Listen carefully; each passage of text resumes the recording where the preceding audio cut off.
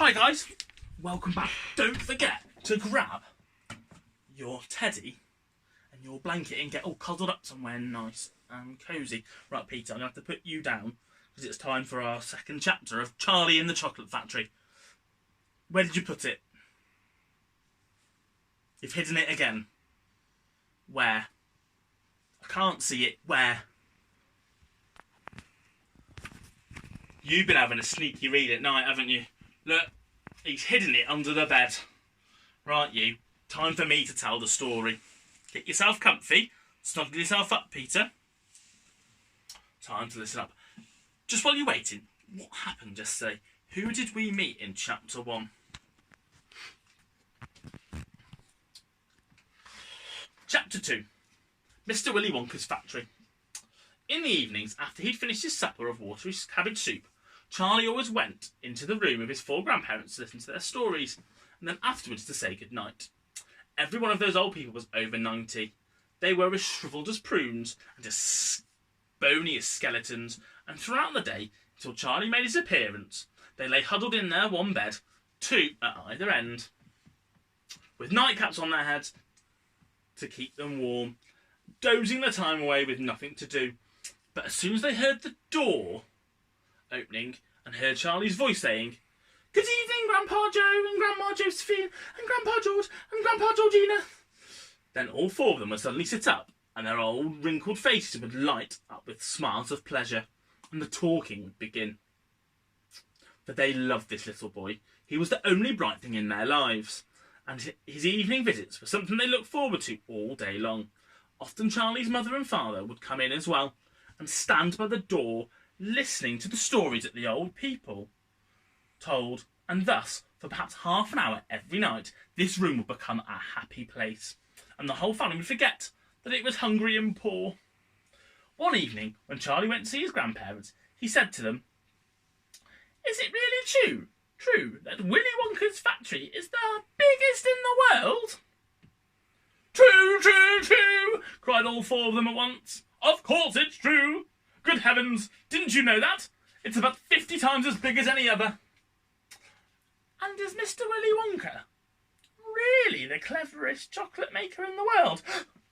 "My dear boy," said Grandpa Joe, raising himself up a little higher on his pillow, "Mr. Willy Wonka is the most amazing, the most fantastic, the most extraordinary chocolate maker the world has ever seen. I thought that everybody knew that." "I knew he was famous, Grandpa Joe, and I knew he was clever." "Clever?" cried the old man. "He's more than that. He's a magician with chocolate. He can make anything he wants to. Isn't that a fact, my dears?" The other 3 old people nodded their heads slowly up and down and said, "Absolutely true. Just as true as can be."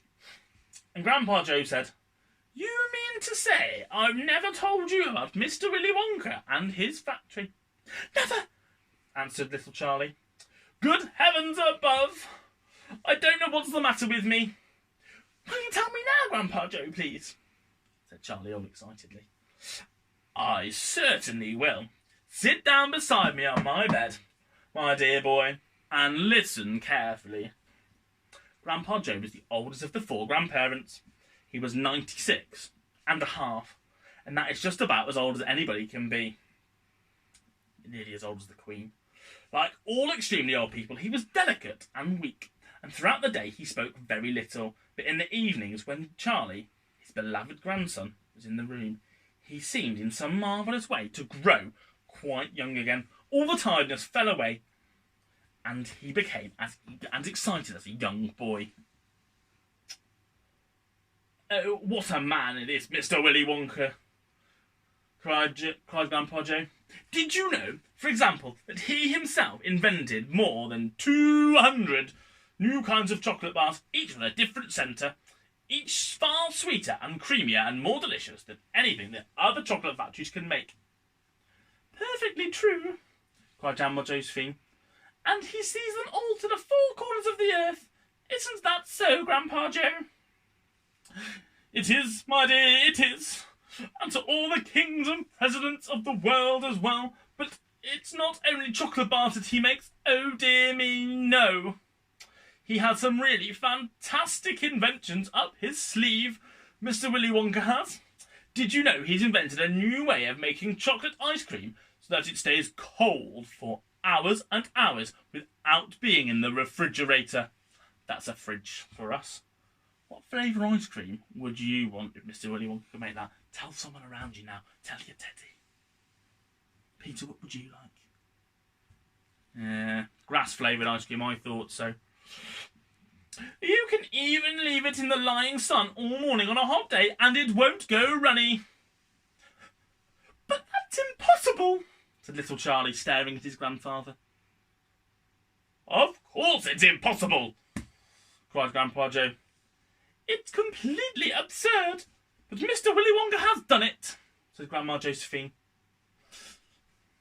Quite right, the others agreed, nodding their heads. Mr. Willy Wonka has done it. And then again. Grandpa Joe went on speaking very slowly now, so Charlie wouldn't miss a word. Mr. Willy Wonka can make marshmallows that taste of violets and rich caramels that change colour every 10 seconds as you suck them. And little feathery sweets that melt away deliciously the moment you put them between your lips. He can make chewing gum that never loses its taste, and sugar balloons that can blow up to an enormous sizes before you pop them with a pin and gobble them up. And by a most secret method, he can make lovely blue bird eggs with black spots on them. And when you put one of those in your mouth, it gradually gets smaller and smaller and smaller until suddenly there is nothing left except a little pink, sugary baby bird sitting on the tip of your tongue. Wow, what a clever man Mr. Willy Wonka is. What would you want him to make you? Tell somebody now. Grandpa Joe paused and ran the point of his tongue slowly over his lips. It makes my mouth water just thinking about it, he said. Mine too, said Charlie, but please go on. While they were talking, Mr. and Mrs. Bucket, Charlie's mother and father, had come quietly into the room, and now both were standing just inside the door, listening in. Tell Charlie about the crazy Indian prince, said Grandma Josephine. He'd like to hear that. You mean Prince Pondicherry? Said Grandpa Joe, and he began chuckling with laughter. Completely dotty, said Grandpa George.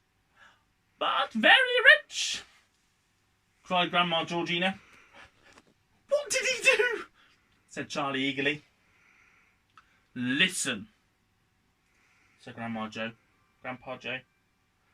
and I'll tell you. I wonder what chapter 3 is going to be about.